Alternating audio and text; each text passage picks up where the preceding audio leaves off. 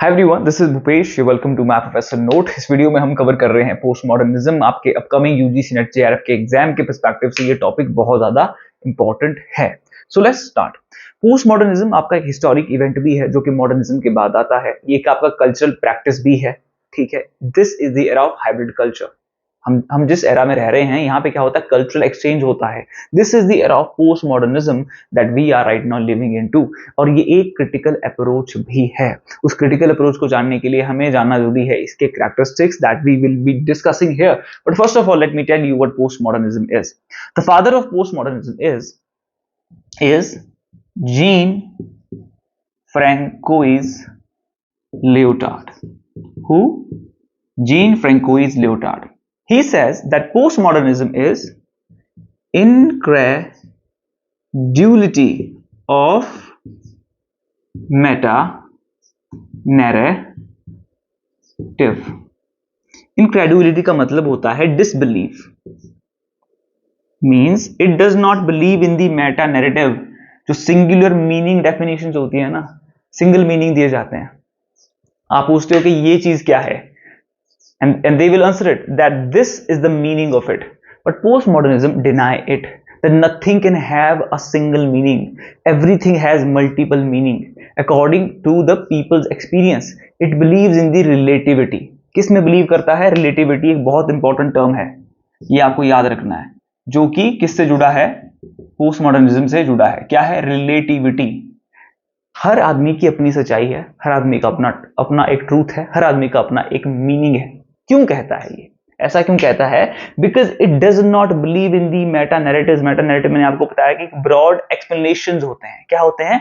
Broad explanations होते हैं और आइडियोलॉजीज होती हैं जो ये क्लेम करती है कि वो आपको प्रोवाइड कर सकते हैं एक comprehensive understanding of the world. उनको हर एक चीज का मीनिंग पता है, उनके पास हर एक चीज की एक्सप्लेनेशन है। आप पूछेंगे that how did this world came into existence, so they will say that this is how it was created.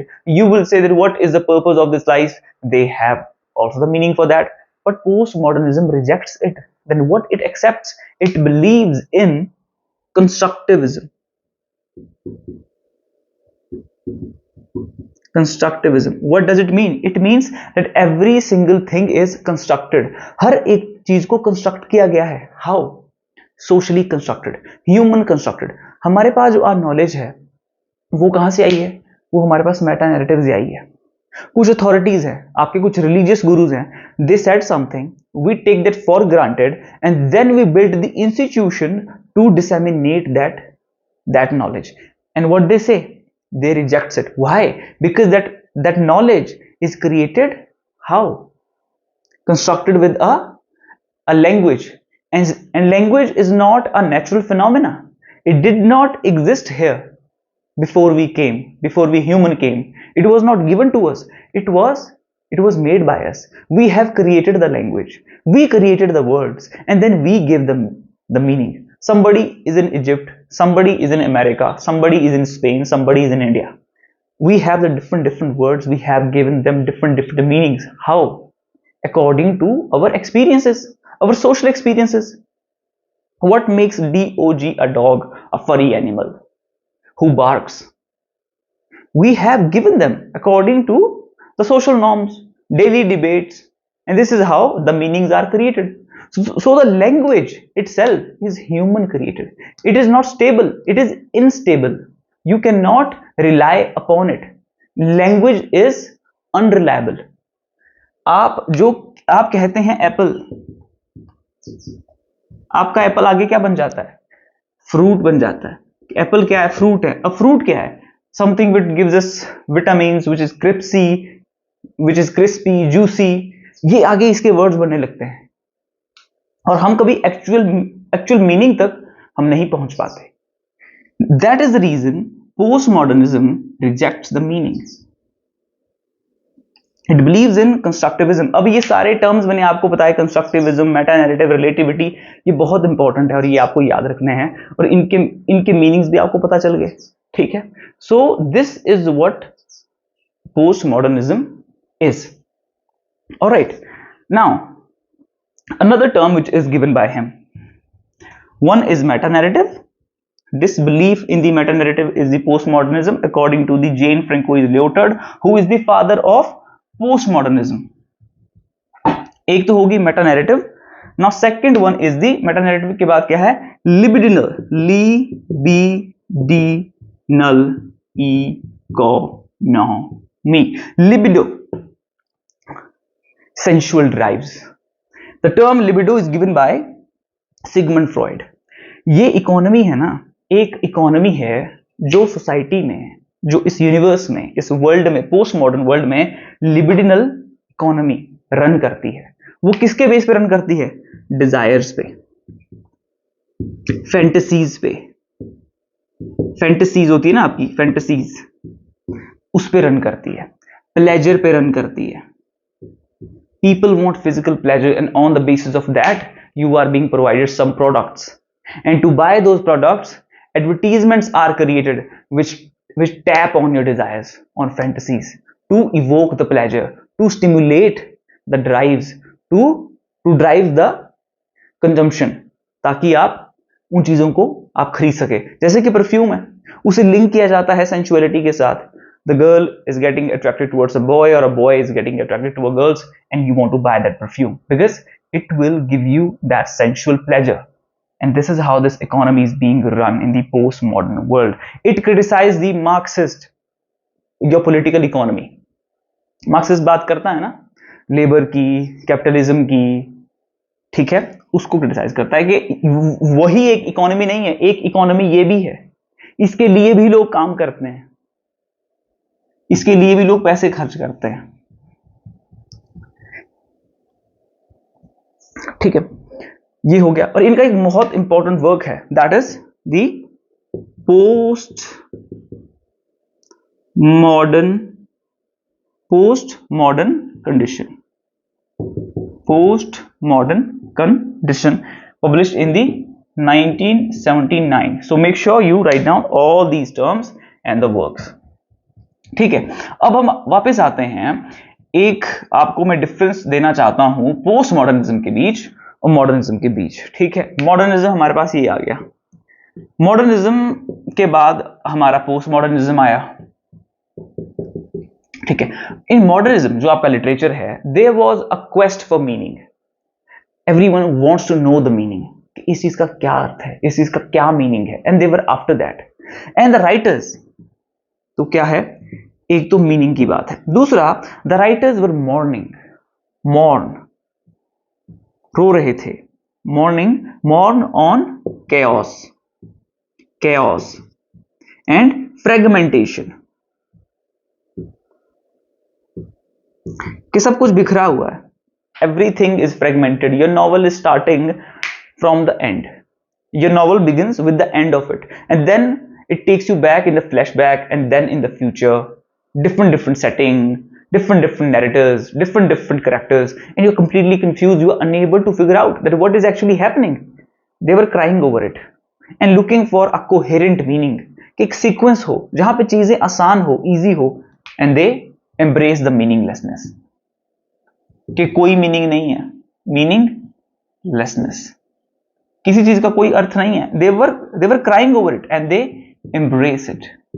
They said कि हर एक चीज ऐसी ही बिखरी हुई है, you have to take it the way it is. Postmodernist says that. Very logical, very reasonable. ठीक है, so this is the difference between the modernism and postmodernism. Whatever they were crying over, lamenting, they celebrated. They were looking for the meaning, they embraced the meaninglessness. ये है आपका modernism और post modernism का जो आपका literature है उसमें अर्थ, और जो आपका एरा है उसमें आपका ये डिफरेंस है. ठीक है, अब हम बात करते हैं, कुछ थ्योरिस्ट हैं उनको लूंगा. उससे पहले कैरेक्टरिस्टिक्स को डिस्कस करना are very important, is very important, right. Post modernism की क्या कैरेक्टरिस्टिक्स है? एक तो है मेटाफिक्शन. मेटाफिक्शन क्या है? जो फिक्शन होता है ना, it resembles, it imitates the reality. क्या है? ये रियलिटी को इमिटेट करता है. और मेटाफिक्शन हो जाता है जब ये फिक्शन को इमिटेट करता है. और यही इसके लिए रियल वर्ल्ड बन जाता है और लोग इसे रियलिटी मानने लगते हैं। ये इसकी कॉपी था, ये इसकी कॉपी है, ठीक है। अब मैं आपको इसका एग्जांपल देता हूं। इस तरह के वर्क्स में अक्सर होता क्या है, right? So in such a works we have the author having discussion with the reader within the novel. There is a novel you are reading, and after few chapters the author appears as a narrator and says, now I'll make my character less emotional towards his wife, and then let's see, it will be much more interesting. And the author is having a direct conversation with the reader, right? We have this, the French lieutenant woman, right? John Follis, very important metafictional novel it is, where the author is having discussion with you, right? That is a metafiction. और एक movie का example देता हूँ। आप एक movie देख रहे हो, where a person woke up and he go through his daily routines and then left for the office, and then on the way he met somebody, he shook his hand, और पीछे से आवाज आती है cut cut cut, ये scene फिर से shoot करना पड़ेगा। एंड वी वर लाइक कि यार ये मूवी बन रही है, ये सच नहीं है। अगर क्या हो कि एक फिल्म बन रही हो और बीच में कोई आके ऐसा बोल दे, how will you feel like कि एक मूवी है, उसके अंदर एक और मूवी बन रही है, राइट? तो उसी तरह का है मेटाफिक्शन, बियॉन्ड फिक्शन। दूसरा टर्म है इंटरटेक्चुअलिटी। इंटरटेक्चुअलिटी होता है कि दो बुक्स के बीच एक डायलॉग होता है। आपने जो बुक लिखी है उसके ऊपर इन्फ्लुएंस है ऑफ द प्रायर वर्क। इसका एक एग्जांपल है आपका James Joyce work of Ulysses. Ulysses लिखा है जेम्स जॉयस ने, जो कि आपका किससे इन्फ्लुएंस है? होमर के ओडिसी सी वर्क से। ओडिसी लिखा है होमर ने, उस वर्क से वो इन्फ्लुएंस्ड है, ठीक है। तो ये क्या है? There is a intertextuality. Intertextuality और कैसे वर्क्स में होता है? जैसे कि आपका वेस्टलैंड हो गया, आपका क्या हो गया? वेस्टलैंड हो गया। वेस्टलैंड में क्या है? It is a pastiche, pastiche, pastiche, pastiche, pastiche and pastiche which is also called a mosaic means कि डिफरेंट पीसेस से एक वर्क को क्रिएट किया गया है, ठीक है। कुछ कंटेंट आपने इस बुक से लिया, कुछ कंटेंट आपने दूसरी बुक से लिया। He has taken content from the Shakespeare, he has taken content from Dante, he has taken content from Indian Upanishads, right? And this is how he has formed his Wasteland, this poem. So it is, there is the intertextuality, the books having different books having conversation with each other, ठीक है। तो वो intertextuality होती है, आपकी text के अंदर internally relationship होता है दो बुक्स के बीच, वो डायलॉग करते हैं, ठीक है। या किसी एक बुक का दूसरी बुक के ऊपर इन्फ्लुएंस होना। आपने कोई बुक पढ़ी पार्टीशन पे, ठीक है, अब आप दूसरी बुक पढ़ रहे हैं, है तो पार्टीशन पे, और कुछ कंटेंट भी लिया गया है, आपको इन्फ्लुएंस दिखा गया है कि क्योंकि उससे पहले कोई एक ही बुक थी, अब कोई नेक्स्ट बुक आई है, ऑब्वियसली राइटर ने पढ़ी तो होगी ही। To write down his book, he has to know that what I am missing here, even though he is trying to write it from his own perspective, but आपको link मिल जाएगा, and that is the intertextuality. ये दूसरा हमारा feature है, characteristics है of the post modernism. And I am sure you writing down all these things, and my professor note provides you exam oriented study material and a complete preparation roadmap. In a very first go, I'll make you qualify your NET JRF. You just have to be consistent, you just have to be disciplined, and I guarantee you, if you are consistent, you are disciplined, you will have everything on your table. Whatever you have to read, we will deal with the paper 1 and paper 2, a complete preparation for English literature.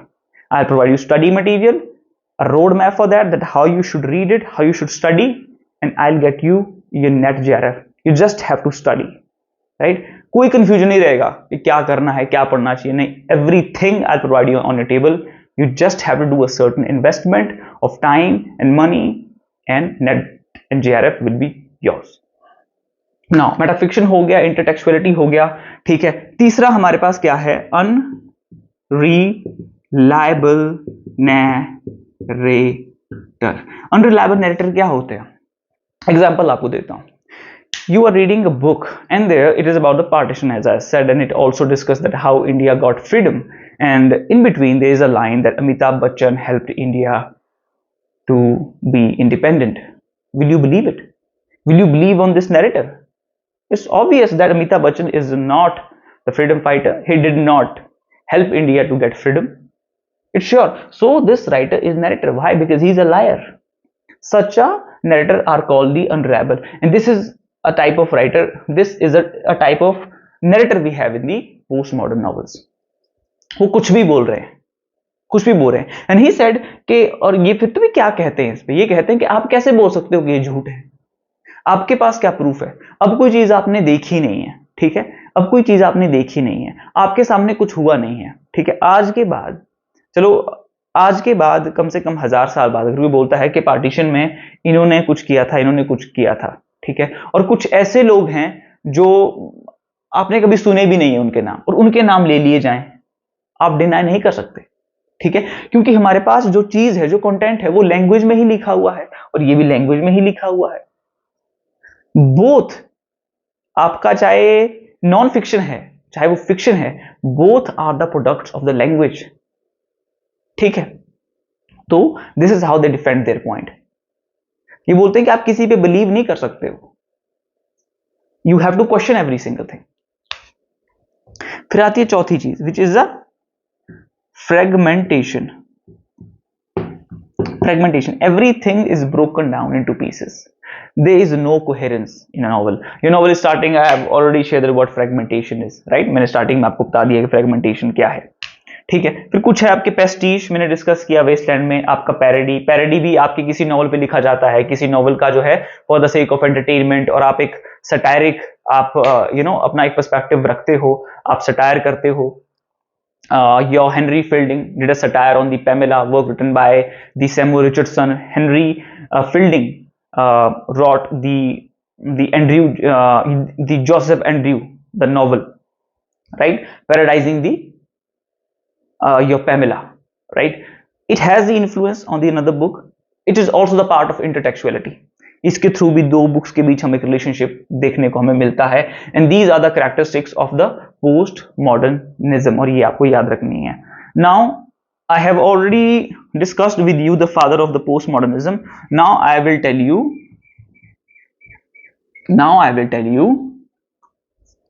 another theorist, who is Jane Baudrillard. Jane Baudrillard, ठीक है, French theorist है, ठीक है. And he say that the world that we are living into, it is not real, it is merely the imitation of the reality. His work, simulacra and simulation, both of these are the terms as well, published in the 1981. Simulacra means the copy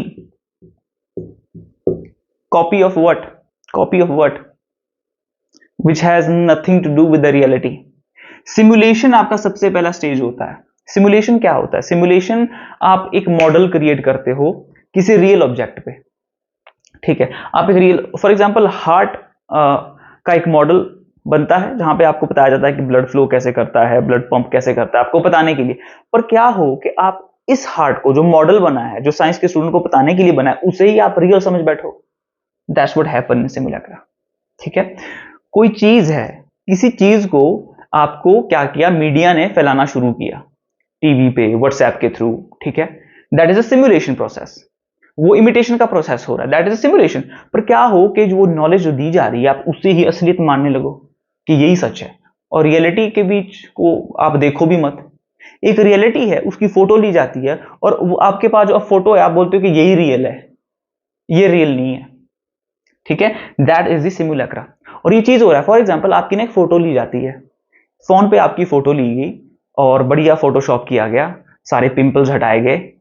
आप अपनी reality choose करते हो सिमुलेक्रा में. You से I choose my reality. Will you choose the person who is outside the picture, which is you? Dark color, not silky hairs, right? And here you have such a beautiful face in this picture, and you will upload it on Instagram. You choose your reality. This is not real. It becomes a hyper reality. For a person, it is quite hard to make the distinction between you and the picture. You and the picture, which one is real? Even though the picture is not real, you have pimples, you do not look this good, right? वो सिमुलेक्रा है। आप अपनी copy को असलियत मानने लगते हो कि ये हूं मैं तो इतना गोरा चिट्टा हूं, मेरे तो लंबे लंबे बाल है, सिल्की बाल है, मैं तो ऐसा दिखता हूं। See world, this is how I am, and you accept the copy as your reality. वो है सिमुलेक्रा। और सिमुलेशन क्या है? वो प्रोसेस है जो कि आप हो, आपका फोटो लिया गया है, आपकी रियलिटी, बट आप उस कॉपी को ही अपनी रियलिटी मानने लगे हो। That is a simulacra. ठीक है? तो सिमुलेशन क्या है? इमिटेट करता है रियलिटी को। इमिटेट करता है किसको? रियलिटी को। और सिमुलेक्रा में आप इस इमिटेशन को ही रियलिटी मानने लगते हो। हाइपर रियलिटी एक नेक्स्ट स्टेज है। हाइपर रियलिटी क्या है? एक नेक्स्ट स्टेज है। हाइपर रियलिटी में क्या होता है? You are unable to make differentiation between the reality and the unreality. It blurs the boundary. Hyper reality, computer constructed images और कंटेंट, योर डिज्नीलैंड, ठीक है? वहां पे क्या है? You sit inside these trains and there are VR on your eyes, you are seeing the dragons are flying over you, they are throwing the fire on you. वो सारी चीजें हो रही हैं, आप उसे रियल समझने लगते हो, because this is very real experience that you are having through VR, virtual reality. हम उस तरह के वर्ल्ड में रह रहे हैं जहां पे हम कॉपी को रियलिटी मान चुके हैं। And that's what Jane Baudelaire said. And on it, he made a satire through his work called the Gulf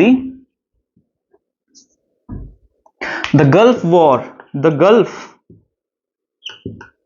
War did not take place. Gulf War नहीं हुआ. Gulf War did not take place 1991. Why he said that? Because the way it happened, it was not covered by media that way. Gulf War happened with the 39 militaries of the countries attacked on Iraq, right? Because Iraq attacked on the Kuwait. ठीक है? Iraq को $14 billion का date था, उन पे देना पड़ना था।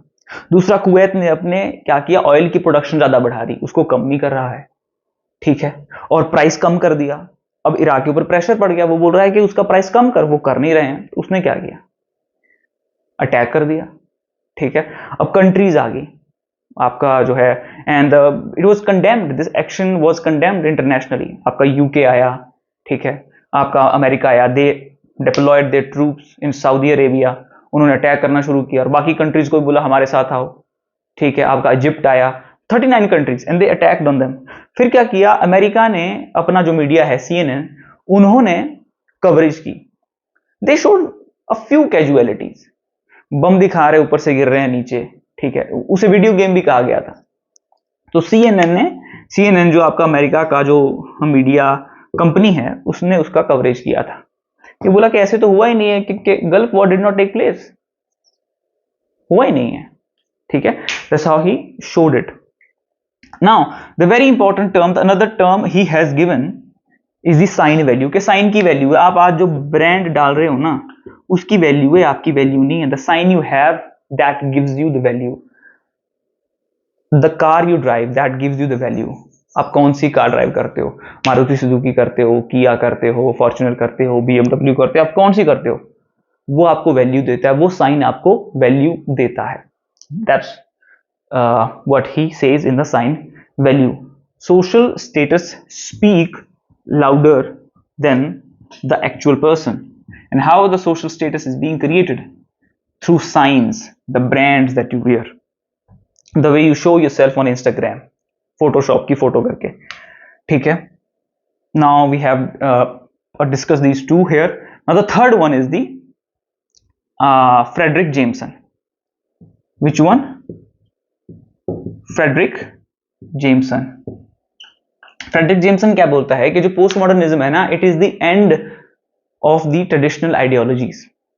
ये वो एज है जहां पर ट्रेडिशनल आइडियोलॉजी का एंड हो रहा है और नई आइडियोलॉजी को शेप अप किया जा रहा है through the mass media. And he called this process of shaping the new ideology as a hegemony, not the hegemony of the post-colonialism, right? We talks about the colonialism hegemony, the way we were being controlled by colonizers. No, the new one. It is the hegemony of the capitalism. With the capitalism, manipulates you. The capitalists manipulate you and shape up your thought and force you to buy the product that they want you to buy. Mass media, आप जो भी हो, आप knowledge की वजह से हो, आपको जो भी बताया गया है कि आपको ऐसे होना चाहिए, वैसे होना चाहिए, आप मीडिया पर चीजें देख रहे हो, आप न्यूज में चीजें देखते हैं, कहीं पे कुछ हो रहा है दुनिया में, ज्ञान आपके पास पहुंच रहा है, किसके थ्रू आ रहा है? मीडिया के थ्रू, टीवी के थ्रू, इलेक्ट्रॉनिक्स के थ्रू, टेक्नोलॉजी के थ्रू, व्हाट्सएप के through.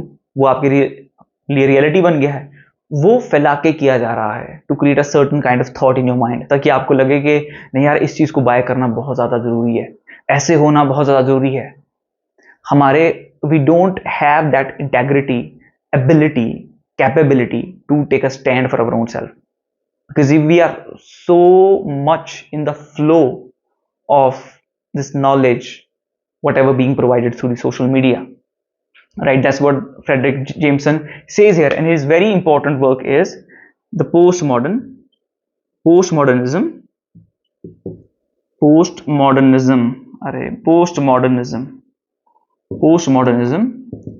the culture of the culture and logic of late capital, culture and logic of late capitalism. Late capitalism आप याद रखना, ठीक है? लेट कैपिटलिज्म आपने याद रखना है। क्या रखना है? लेट कैपिटलिज्म आपने याद रखना है। This is the work written by the Frederick Jameson, ठीक है? And there is one another work written by the Terry Eagleton on post modernism, right? Post modernism के ऊपर क्या कहते हैं Terry Eagleton? His work is the illusion, आगे है post modernism. Here he criticized the modernism and the postmodernism for the Marxist perspective. Terry Gilton was a Marxist. Frederick Jameson was also a structural Marxist, right?